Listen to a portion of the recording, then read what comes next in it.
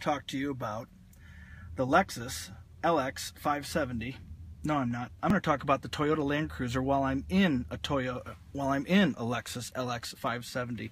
The reason being, we're here at the Chicago Auto Show for the press days, and the Toyota booth is set up for press today, and so the Land Cruiser didn't quite make it onto the floor.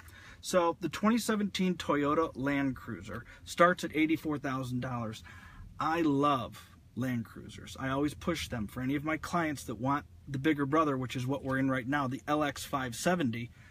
We always go towards the Land Cruiser. Why? The Land Cruiser starts at $84,000. The Lexus starts at $89,000. However, many of the features that are standard on the Toyota come as optional on a Lexus. So we just built a Lexus out, and it came to $100,000 MSRP.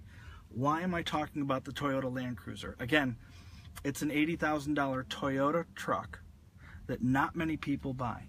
3,700 Land Cruisers get sold every year in this country. That's not a lot. We sell more Ferraris than we do Land Cruisers in this country, and I think that it is a wonderful vehicle. It is underrated, undervalued, and even at $84,000, I believe it is a wonderful truck.